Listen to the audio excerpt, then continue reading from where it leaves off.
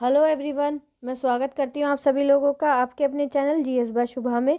तो कैसे हैं आप सभी लोग। मैं आशा करती हूँ आप सब लोग बहुत अच्छे होंगे, एकदम स्वस्थ होंगे। चलिए अब हम अपनी आज की पॉलिटी की क्लास पर आते हैं। सो गाइस, जैसे कि आप लोग जानते ही हैं, पॉलिटी में जो हमारा टॉपिक चल रहा है उसका नाम क्या है, राज्य के नीति निर्देशक तत्व। आज की हमारी इस टॉपिक की 8वीं क्लास है। तो जो जो हमारे directive principles of state policies हैं उससे रिलेटेड अब तक जितनी भी क्लासेस हो चुकी हैं या और जो टॉपिक्स हैं उनसे रिलेटेड जो भी क्लासेस हुई हैं, तो जिन लोगों ने नहीं किए हैं, जो इस चैनल पर पहली बार आए हैं, मेरी सभी से रिक्वेस्ट है प्लीज़ आप उन क्लासेस को लीजिएगा। उसके बाद ये वाली क्लास आपको और अच्छे तरीके से समझ आएगी। ओके, तो अब हम अपनी आज की क्लास की बात करते हैं। तो आज हम क्या पढ़ने वाले हैं, आज हम जानेंगे कि जो हमारे मूल अधिकार हैं, जो हमारे फंडामेंटल राइट्स हैं और जो निर्देशक तत्व हैं, उनके बीच में टकराव किस प्रकार से है। और लास्ट क्लास में हमने क्या जाना था, लास्ट क्लास में हमने जाना था कि जो हमारे निर्देशक तत्व हैं उनकी क्या उपयोगिता है हमारे जीवन में। ठीक है, तो चलिए अब आज की जो हमारी क्लास है उस पर आते हैं। तो आज हम क्या पढ़ेंगे, मूल अधिकारों एवं निर्देशक तत्वों में टकराव। तो इनके बीच में टकराव किस किस प्रकार से है, क्या क्या है, तो थोड़ा हम आज की क्लास में करेंगे, बाकी जो रह जाएगा वो नेक्स्ट क्लास में हम कंप्लीट कर लेंगे। ओके, चलिए स्टार्ट करते हैं। तो इसमें क्या कहा गया है, इसमें बताया गया है कि एक और मूल अधिकारों को न्यायोचित और निर्देशक तत्वों को गैर न्यायोचित तथा दूसरी ओर निर्देशक तत्वों को लागू करने के लिए राज्य की नैतिक बाध्यता ने दोनों के मध्य टकराव को जन्म दिया है। अब क्या होता है कि एक तरफ तो जो हमारे मूल अधिकार हैं उनको न्यायोचित कहा गया है और जो निर्देशक तत्व हैं उनको गैर न्यायोचित कहा गया है, और दूसरी ओर जो निर्देशक तत्व हैं, जो आर्टिकल 37 है हमारा, जो अनुच्छेद 37 है, उसमें उसको क्या है, निर्देशक तत्व को लागू करने के लिए राज्य की जो नैतिक बाध्यता है ने दोनों के मध्य क्या कर दिया है, एक तरीके से मतभेद पैदा कर दिया है, हम कह सकते हैं कि टकराव को जन्म दे दिया है। ठीक है, आगे क्या कहा गया है, आगे बताया गया है कि यह स्थिति संविधान लागू होने के समय से ही है। तो यह स्थिति कब से है, जब से हमारा संविधान लागू हुआ है तब से ही यह स्थिति बनी हुई है।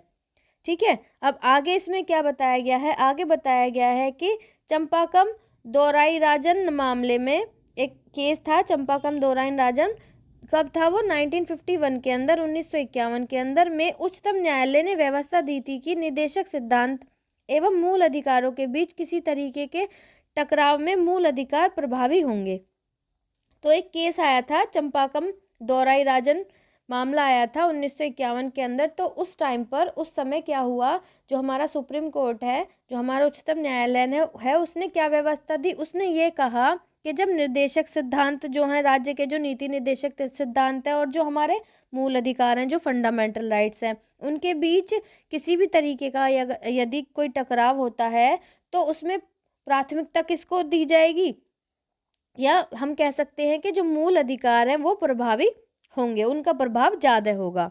ठीक है, आगे कहा गया है, इसमें घोषणा की गई है कि निर्देशक सिद्धांत मूल अधिकारों के पूरक के रूप में निश्चित रूप से लागू होंगे।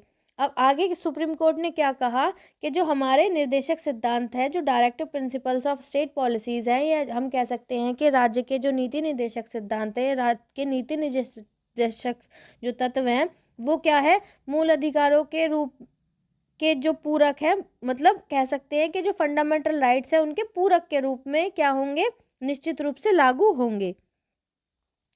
आगे क्या कहा गया, आगे कहा गया लेकिन यह भी तय हुआ है कि मूल अधिकारों को संसद द्वारा संविधान संशोधन प्रक्रिया के तहत संशोधित किया जा सकता है। अब ये भी तय है, ये भी हम पढ़ चुके हैं कि जो हमारे फंडामेंटल राइट्स हैं, जो हमारे मूल अधिकार हैं, उनको क्या है, संसद द्वारा, जो हमारी पार्लियामेंट है उसके द्वारा संविधान संशोधन प्रक्रिया के तहत उनके अंदर अमेंडमेंट भी किया जा सकता है, संशोधन भी किया जा सकता है। तो इसी के चलते, या हम कह सकते हैं कि इसी के फलस्वरूप संसद में प्रथम संशोधन अधिनियम, संसद में जब पहला संशोधन अधिनियम आया था 1951, फिर उसके बाद चौथा संशोधन अधिनियम आया था 1955, और फिर उसके बाद 17वां जो संशोधन अधिनियम आया था 1964 द्वारा कुछ निर्देशों को लागू किया गया। तो उसके द्वारा क्या हुआ, कुछ निर्देश थे, 19 मतलब पहला जो हमारा संशोधन हुआ था, चौथा 17वां और हाँ चौथा 17वां, तो इन तीनों के द्वारा क्या हुआ, कुछ निर्देशों को लागू किया गया था। ठीक है, तो आई होप आपको ये चीज़ें अच्छे से समझ आ रही होंगी जो मैं एक्सप्लेन करने की कोशिश कर रही हूँ। अगर नहीं आ रही तो प्लीज़ आप कमेंट में ज़रूर बताना। अब नेक्स्ट है हमारा, नेक्स्ट क्या है, नेक्स्ट आगे क्या बताया गया है, आगे बताया गया है कि उपरोक्त परिस्थिति, मतलब जो हम परिस्थितियों के बारे में जान रहे हैं या पढ़ रहे हैं, उपरोक्त परिस्थिति में क्या है, 1967 में क्या हुआ, उच्चतम न्यायालय ने फैसले में गोलकनाथ मामले में एक व्यापक परिवर्तन हुआ। अब पहले तो ये कह दिया कि कौन प्रभावी कौन होगा, प्राथमिकता किसको दी जाएगी, फंडामेंटल राइट्स को, मूल अधिकारों को। लेकिन 1967 में एक दूसरा केस हुआ, गोलकनाथ मामला, तो उसमें थोड़ा सा सुप्रीम कोर्ट द्वारा एक व्यापक परिवर्तन हुआ। क्या व्यापक परिवर्तन हुआ, इस मामले में उच्चतम न्यायालय ने व्यवस्था दी कि संसद किसी मूल अधिकार जो अपनी प्रकृति में उल्लंघनीय है को समाप्त नहीं कर सकता। अब इसमें क्या व्यवस्था दी सुप्रीम कोर्ट ने कि संसद क्या है, किसी मूल अधिकार, कोई भी फंडामेंटल राइट्स जो अपनी प्रकृति में उल्लंघनीय है को समाप्त नहीं कर सकती। ठीक है, अगर हम दूसरे शब्दों में जाने तो निर्देशक तत्वों को लागू करने के लिए मूल अधिकारों में संशोधन नहीं किया जा सकता। मतलब यदि हम चाहते हैं कि निर्देशक तत्वों को लागू किया जाए तो हम फंडामेंटल राइट्स में किसी भी तरीके का कोई संशोधन या अमेंडमेंट नहीं कर सकते हैं। ठीक है, ऐसा कौन से मामले में बताया, गोलकनाथ मामला हुआ था, केस हुआ था, उसमें सुप्रीम कोर्ट ने ऐसा कहा, ऐसी व्यवस्था दी। ठीक है, आगे चलते हैं। आगे है, आगे क्या कहा गया है कि संसद ने गोलकनाथ मामले 1967 पर उच्चतम न्यायालय के फैसले पर 24वें संशोधन अधिनियम 1971 एवं 25वें संशोधन अधिनियम 1971 के द्वारा प्रतिक्रिया व्यक्त की। अब संसद ने क्या किया, गोलकनाथ मामला जो हुआ था 1967 के अंदर, जो सुप्रीम कोर्ट के फैसले पर संसद ने क्या किया, जो 24वां संशोधन अधिनियम था 1971 और फिर 25वां जो संशोधन अधिनियम था 1971, उसके द्वारा एक प्रतिक्रिया व्यक्त की। क्या प्रतिक्रिया व्यक्त की ये जानते हैं। तो क्या प्रतिक्रिया थी वो कि 24वें संशोधन अधिनियम में घोषणा की गई कि संसद को यह अधिकार है कि वह संवैधानिक संशोधन अधिनियम के तहत मूल अधिकारों को समाप्त करे या कम कर दे। अब ये प्रतिक्रिया हुई कि 24वां संशोधन अधिनियम में ये घोषणा की गई कि संसद को क्या अधिकार है, जो पार्लियामेंट है उसको क्या अधिकार है कि वह संवैधानिक संशोधन अधिनियम के तहत मूल अधिकारों को समाप्त करे या कम कर दे। ठीक है, और फिर 25वां जो संशोधन था उसमें क्या था, 25वें संशोधन अधिनियम के तहत एक नया अनुच्छेद 31 का क्लॉज ग जोड़ा गया, जिसमें निम्नलिखित व्यवस्थाएं थी। अब जो 25वां संशोधन अधिनियम आया था उसके तहत उसमें जो एक आर्टिकल 31 था, उसकी जो क्लॉज ग थी, उसके तहत उसमें क्या क्या व्यवस्थाएं की गई, या फिर हम कह सकते हैं क्या क्या बातें जोड़ी गई। अब हम उन बातों के बारे में जानते हैं। ठीक है, चलिए। तो पहली बात ये थी कि अनुच्छेद 39 की क्लॉज ग और क्लॉज ख और ग में वर्णित समाजवादी निर्देशक तत्वों को लागू करने वाले किसी विधि को इस आधार पर अवैध घोषित नहीं किया जा सकता कि वह अनुच्छेद 14 विधि के समक्ष समानता और विधियों का समान संरक्षण, और अनुच्छेद 19 वाक स्वतंत्रता सम्मेलन संचरण के संबंध में 6 अधिकारों का संरक्षण, या अनुच्छेद 31 जो संपत्ति का अधिकार द्वारा प्रदत्त मूल अधिकारों का उल्लंघन है। एक बार दोबारा से समझाती हूँ।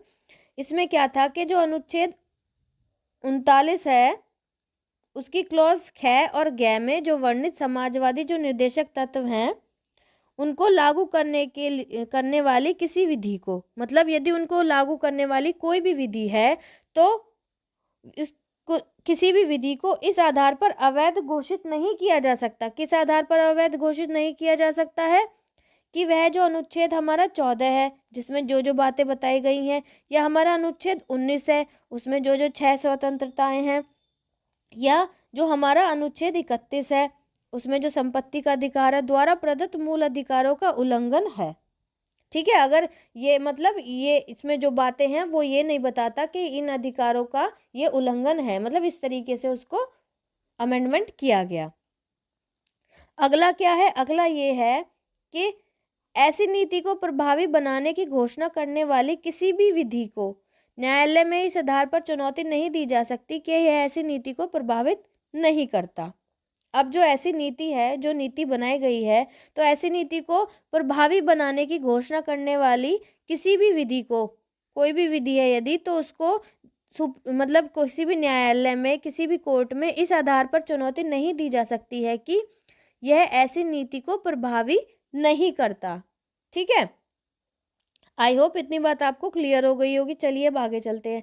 आगे इसमें क्या कहा गया है, आगे बताया गया है कि केशवनंद भारती केस जो 1973 के अंदर हुआ था में उच्चतम न्यायालय ने अनुच्छेद 31 की क्लॉज ग को, जो उपरोक्त जो दूसरा प्रावधान है, को इस आधार पर असंवैधानिक और अवैध घोषित किया कि न्यायिक समीक्षा संविधान की मूल विशेषता है। मतलब जो सुप्रीम कोर्ट है उसने इसको इस प्रकार से अवैध घोषित किया कि न्यायिक जो समीक्षा है तो वो क्या है कि जो न्यायिक समीक्षा है संविधान की जो है वो एक तरीके से मूल विशेषता है, उसके साथ कोई छेड़छाड़ नहीं कर सकता है और इसलिए इससे इसे नहीं छीना जा सकता। इसलिए संविधान से जो न्यायिक समीक्षा है उसको नहीं छीना जा सकता है। हालांकि अनुच्छेद के जो 31 है उसकी क्लॉज ग को, जो उपरोक्त प्रथम प्रावधान है, को संवैधानिक एवं वैध माना गया। जो मतलब कि जो अनुच्छेद 39 का क्लॉज ख और ग हम अभी पढ़ के आए हैं उसको सुप्रीम कोर्ट द्वारा संवैधानिक और वैध माना गया, लेकिन जो दूसरी थी उसको अवैध घोषित कर दिया गया।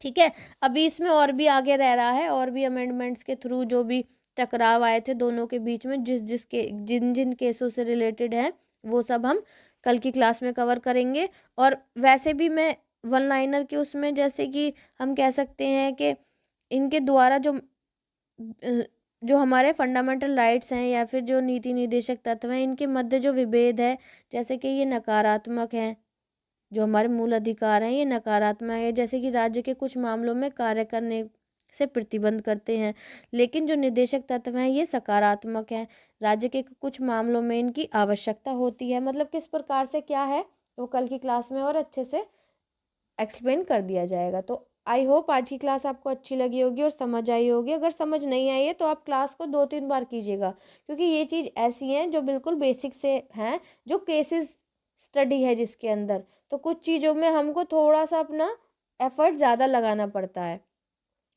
तो आई होप आज की क्लास आपको अच्छी लगी होगी। अगर अच्छी लगी है, समझ आई, प्लीज़ कमेंट में ज़रूर बताना और बच्चों को भी शेयर कीजिएगा ताकि और बच्चे भी इस चैनल से जुड़ सकें और डिटेल में जीएस पढ़ सकें।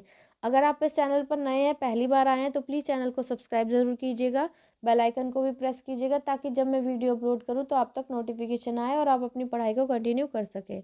ठीक है गाइज़, अगर किसी का कोई भी सजेशन है किसी भी तरीके का तो प्लीज़ कमेंट में आप ज़रूर बताइएगा। सो आज के लिए इतना ही, मिलते हैं नेक्स्ट क्लास में, तब तक के लिए थैंक यू वेरी मच।